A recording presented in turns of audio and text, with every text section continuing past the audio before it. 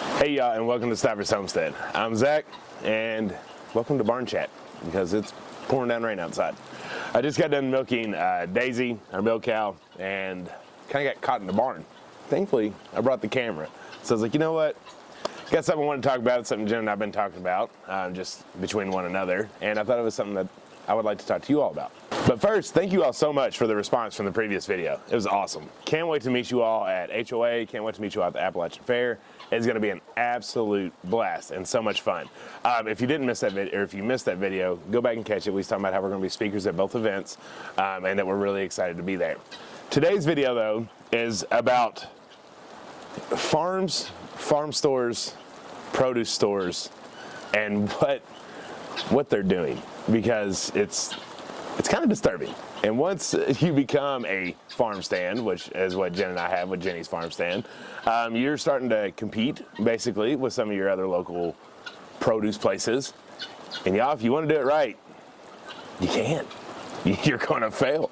So this is only our second year open, but every year at about this time, we start having some customers rolling in wondering, you got any tomatoes? You got any green beans? You got any potatoes? Where's all the produce at? I'm ready for some fresh produce. It's warm out. I want to get it now.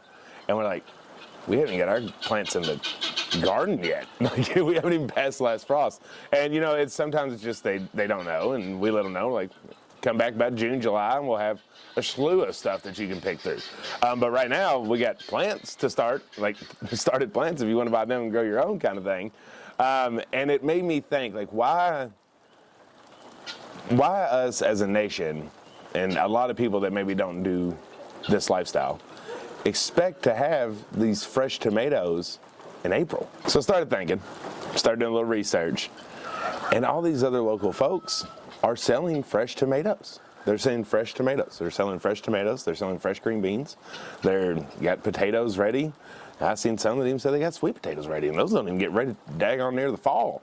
And it's like, what are they doing? Because I know they're not growing these at their farm, even if they had a high tunnel, right? Like, even if they had a high tunnel, it's not ready yet. They might have plants in the ground right now, and they might be getting close, but they should not have tomatoes just yet. So I Googled it. I went to the stores, checked them out, Jen and I did, and what I'm seeing is tomatoes from California, green beans from Florida, sweet potatoes from Mexico, all these different places that aren't here. But they're saying that it's a local fresh produce stand. But nothing's local, and nothing's really fresh. So they try to justify it by saying they're getting it from farms. This farm is where we got this one, and that farm is where we got this one. Well, here's the thing, folks.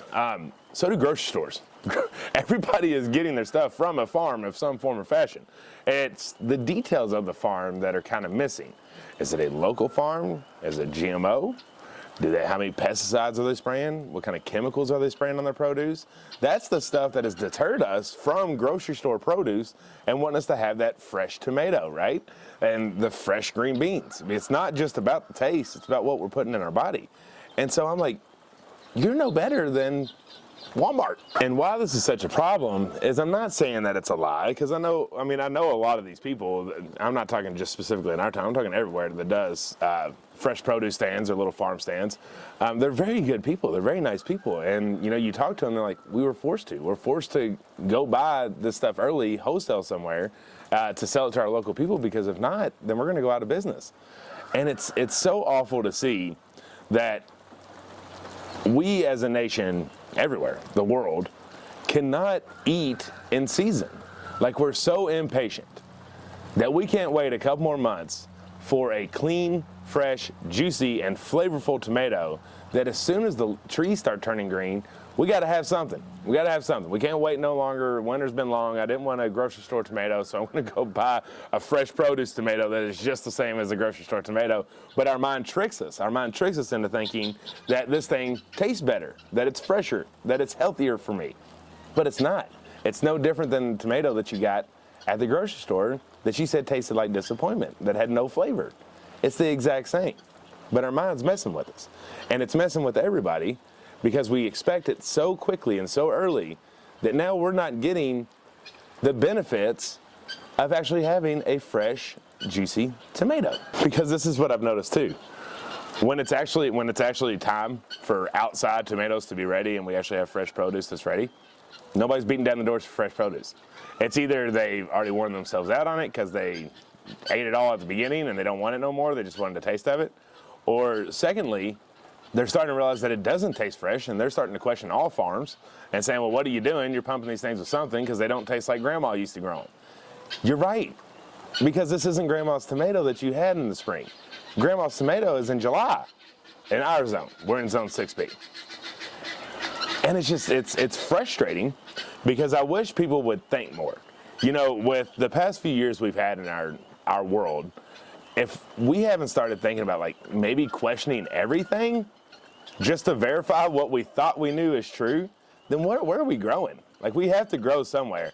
And I know it's one thing that I've started doing is questioning most things that I purchase. Anything and everything, I want to check it and I want to review it and I want to make sure that what they're telling me is actually true. Because apparently there's a lot of loopholes around this stuff that allows you to sell a non-fresh produce tomato and call it a fresh produce tomato. Local at that. I think one of my other favorite parts is, Jen and I, when we were younger, we used to go to the farm stores and farms and everything, and we loved buying their canned food. Like, one of my favorites are pickled baby corn. It's awesome. It's something that we'll never grow. I'm never going to grow baby corn and pickle it. So it's always one of those things I like to pick up for a treat. And I always just assume it's coming from the farm that's selling it. Well, we got talking to some friends a few years back, and I was like, is that their canned food? Like, are they canning this and labeling it like we're doing at our store? I was like, because it feels more commercial. It doesn't feel homemade.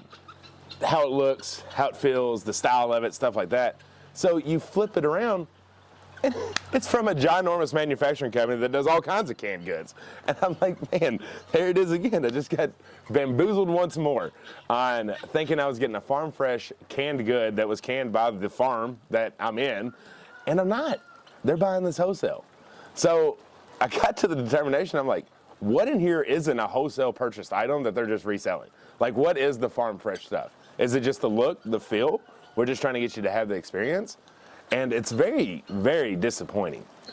But where I want to get to the point here is we need to change our minds so these farms don't have to do this, because they are growing good food. We're just too impatient. So what I mean by changing our minds is this right here. When people come to our farm store, they say, "You got any tomatoes?" We say, "No, not right now, but we will in a couple months. Come back and see us. We'll have some fresh produce." Here's the flaw. We tell them that, they go to the next produce place and they're able to get their tomatoes. What if that produce place said, "Not right now, come back in a couple months."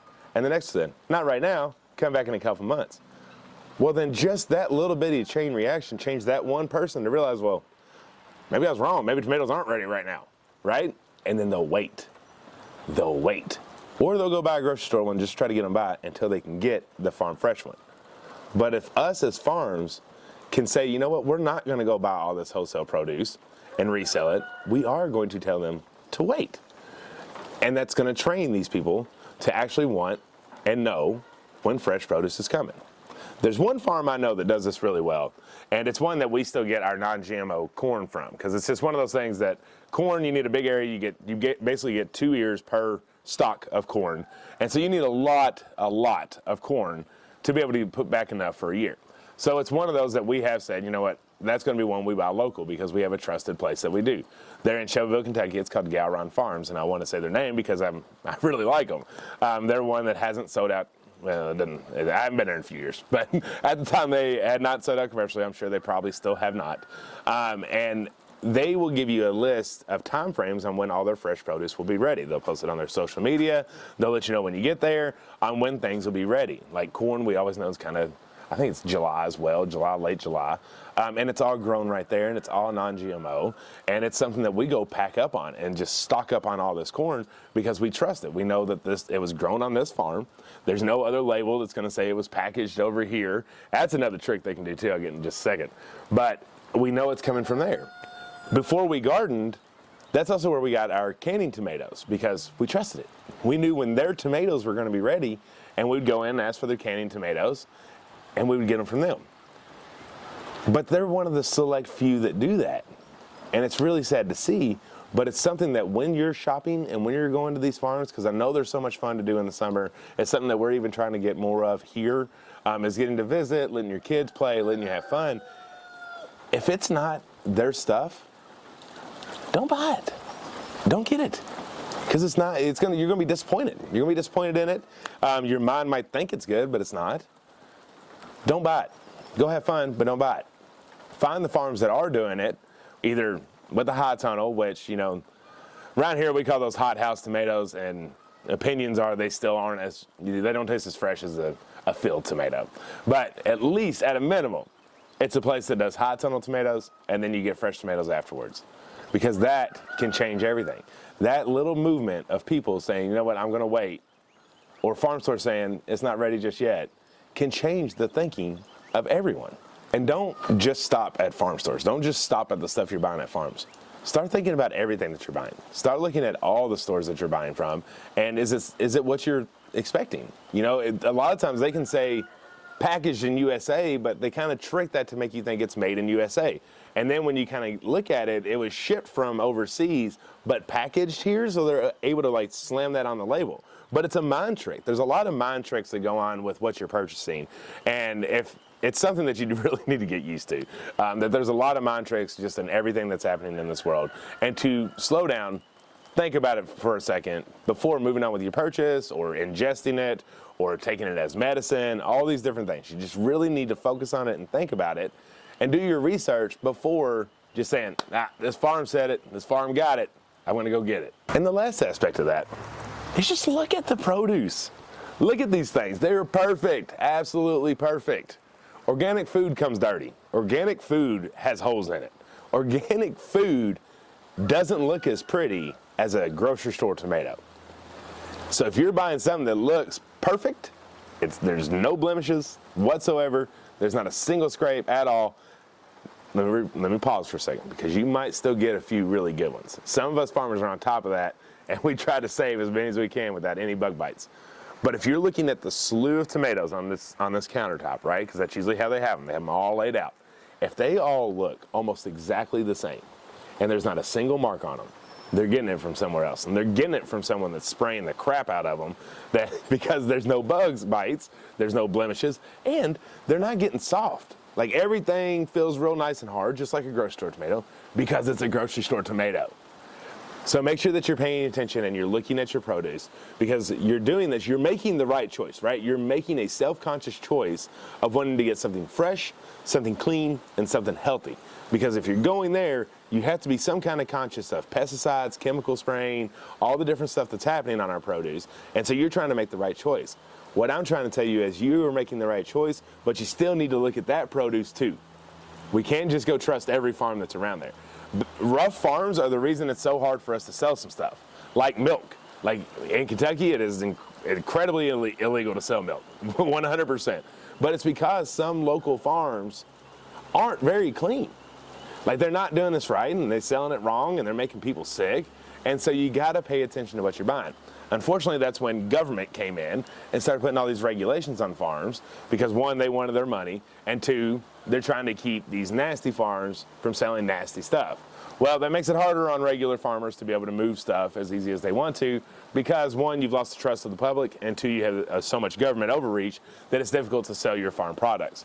But it can be done, and it can be done right. And it's in the power of you to make sure that it is completed and it is done correctly, and that you're not allowing these farms to succeed by just selling wholesale produce from a factory somewhere or a farm that's mass producing these tomatoes and shipping them out. Because I don't know how many fresh tomatoes you've ever grown in your life, but a fresh tomato sitting on the counter, well, like I'm talking, let's say it's just blushing. All right, because I'm trying to think if I was trying to ship a tomato somewhere. I'd probably grab it as soon as it starts blushing with the hopes by the time it got wherever it was, it would be fully ripe, and then they could sell it. Well, not every tomato is going to do that the same. And then also, shipping with all that weight on top of these fresh tomatoes, by the time it got there, you would waste so much because there'd be so many that would be mush, there'd be so many that had gone bad, but these are making it. There might be some that are thrown out, but there are so many perfect looking tomatoes at these farm stores that it's gets you thinking. Always be thinking. So as I sit here and watch it rain and enjoy the the quietness. So usually when I sit in the barn, you know, you got dogs and cats and animals everywhere making noises. Right now I'm enjoying the peace and quiet of watching the goats staring out of the barn like, when's it gonna rain? Having the cows back there being nice and quiet. Benny's in the somewhere. He's not attacking me. This is your next lesson of do something. You need to research a little, right? So when you have these days where you're forced to not be doing so much outside and your next thing or your do something next isn't outside, do it as research. Figure out what you can do differently, either one, for your farm or homestead if you're looking into selling, or two, as a buyer, as you're going out and putting your hard-earned money into something that you trust. Do your research. Think about what you're buying, and not always just assume what you're being told is the truth. Because what we've been figuring out, a lot of times it's not. So I hope y'all are enjoying these barn chats. I am. It's a lot of fun. I really enjoy just kind of hanging out, slowing down, taking my time before we kick off the day, and especially the weekend, because it seems like these seem to be starting to fall on Fridays. We have Airbnb guests coming this weekend. It's going to be a lot of fun. We're excited to see them. It is people that watch us, so it's going to be interesting. Hopefully we can, if they're wanting to, maybe we can get them on a little film so y'all can see kind of that piece of it. But we're really excited. We have some stuff in the works. We're trying to talk about potentially a kitchen down at the store. A lot of hoops to jump through that. That's actually what kind of got all of this going, was if we do a kitchen and we start selling deli and hot meals and stuff like that, can we compete? Because we're specific. Like when you come to us, you're wanting something specific. We ain't the guys with the produce that's early, and we won't be. We're not going to. So we're trying to wonder if we can compete in that area, because it's a lot of money because you gotta get everything inspected, the septics, the plumbing, all the stuff. Even when it's on your own farm, it's kind of crazy. Like, you really have to inspect the plumbing pipe. It's nuts. It's nuts. Like, I always get like, you need the stainless steel sinks and these mini sinks for all this stuff and everything, but it's just a lot of hoops to jump through to try to deter you from doing it in the first place. But we're getting out more information, trying to get some pricing and seeing what things look like there. But a lot of stuff in the works. We're excited about it.